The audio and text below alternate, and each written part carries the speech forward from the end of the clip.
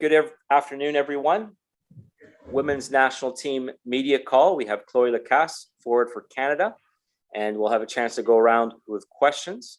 We'll start with TSN, followed by Derek at Post Media, and John Molinaro. Megan, if you don't have the hand raised, not to worry, you can always bring it up later, and we'll make sure we get going. Megan, would you like to start? Sure, Richard. Thanks. And thanks, Chloe, for taking the time today. Just wanted to get your overall thoughts getting your first starts on the weekend, just how that went for you and how you would rate your own performance. Yeah, this is definitely, it was an experience that I've dreamt about, and it's something that I was really looking forward to. So I was extremely proud to be able to stand there and hear the national anthem and be with the starting 11 for the very first time. As far as performance, it's great to get your first start because I don't think they don't have expectations. They don't know how you're going to perform. And afterwards, and even today, I've been reflecting on it and I felt really good about it. I think I created dangerous moments for the team. And I'm just hoping to keep progressing from that experience and keep helping the team. That's great. And best of luck tomorrow. Thank you. Thank you very much. Derek, go ahead. Hi, Chloe. Thanks for taking the time out. I just wanted to ask you about, I guess, the mood in the squad. You guys can win this tournament with a victory tomorrow. Just can you give me a thought going into that game against Spain and how are you guys feeling? I think for us, it's just about assessing, like we know what Spain's strengths are. They love to possess the ball. They love to pass around. They love being in tight triangles and just keeping the ball. Whereas Canada is a very athletic team. We love to transition very quickly. So I think it's a great opportunity for us. And our strengths definitely benefit us against a team that is like Spain because they want to possess the ball. They don't want to be chasing, right? And we're definitely a team that's gritty and we're going to work for it. And we realize the opportunity we have tomorrow to take home the Arnold Cup. Yeah, I wanted to ask you about that. You guys are a tough team to break down and you seem to find a way to pull out results when half the team is in off-season form and you're missing a couple of key players. Can you just maybe speak to that? And what is it about this team that just finds a way to win? I think it's a matter of work ethic. Like we want to go every game and we want to make sure that we're the team that works the hardest. This is something that we can control as individuals. And we want to make sure that every game, no one's going to question our work ethic and we can come out of that pitch and we can say, you know what, we worked our freaking hearts out. And it's something that we can control and we choose to show up at training, show up at games, and always give everything we have. Thanks, Chloe. Good luck tomorrow. Thank you. Thank you very much. John Molinaro. Thanks, Richard. Hi, Chloe. Thanks for taking the time to speak to us. Hope you're well. Just going back to Megan's question, you talked about, playing well off the ball and, having to sort of make the next progression. What do you see as the next sort of forward step for you in your progression with the national team? For me, I just think it's about being incorporated more, even if it's being in the starting 11 or coming in those crucial last minutes of a game. I think I'm a very dynamic player on and off the ball. So I think that is something that can help this squad, especially let's say it's the final 10 minutes of a game and you need that impact and you need a player with experience. I am an older player. I'm 28 years old.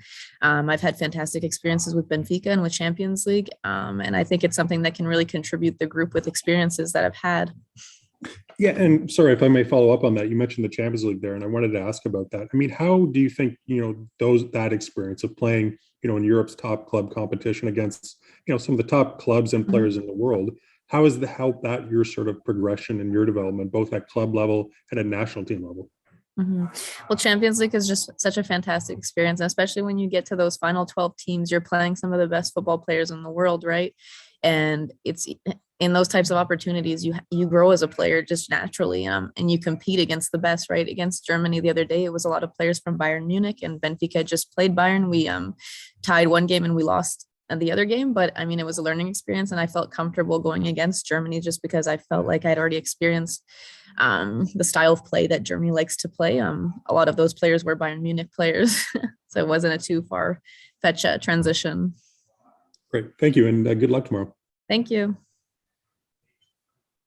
Thank you. And Megan, follow up? Yeah, I have a follow-up.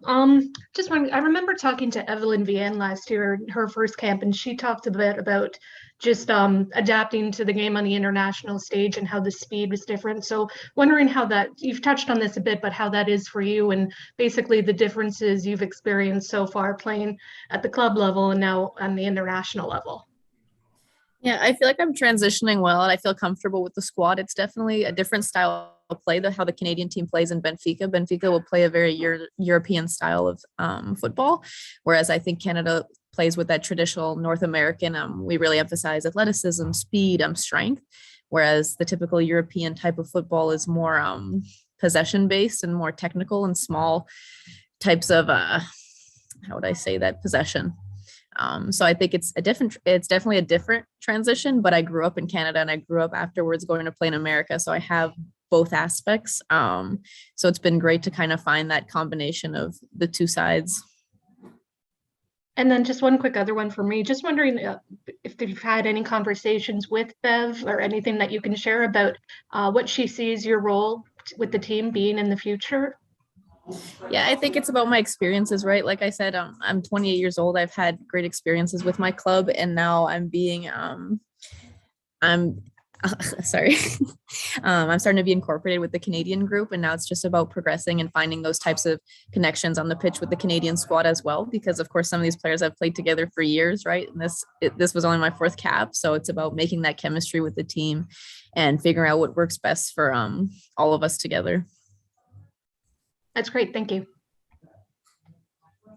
Thank you, Cloé. And just a couple more, maybe just to expand a little bit on this summer being a big summer with the CONCACAF Women's Championship. How, from the November and now this February camp, how is the team coming together as we look to head to that CONCACAF competition? I mean, our results here at this particular tournament is a great sign for what's to come in the next few months. We had a great result against England and then again against Germany. And now we're just hoping to continue that progression. And I mean, these are the teams that we want to play and these are the teams we're going to want to beat at the World Cup, right?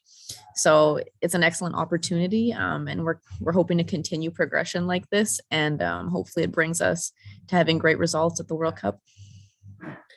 And do you have a couple favorite moments? I mean, obviously, being on the anthem one, and you did have that great chance before you were fouled in the game against Mexico, but kind of from your four matches or even off the pitch, is there kind of one or two favorite moments you have of coming into the Canadian program?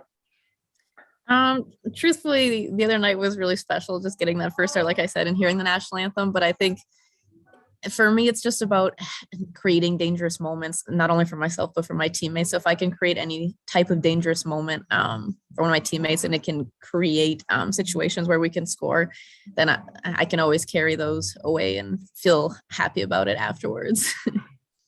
Good. And then just last question, when it comes to inspiration, obviously we know what this Canadian team, but also some of the other Canadian women's teams just coming out of the Olympic Games can provide to the Canadian public. So how important is it in terms of these performances that Canada are putting out there right now? Yeah, I think it's about building that momentum and also finding our identity. Canada just won the Olympics, right? But now there's more we want to achieve. We want to make it on the podium at the World Cup as well. And we want to be successful there. The World Cup is a completely different type of tournament. It's just about growing and now finding what's beyond the Olympics and how we can be successful at the next stage in our Canada journey. Thank you very much. This wraps up our Canada Soccer Women's National Team press conference with Cloé Lacasse ahead of the final match at the Arnold Clark Cup. Thank you, everyone. Thank you.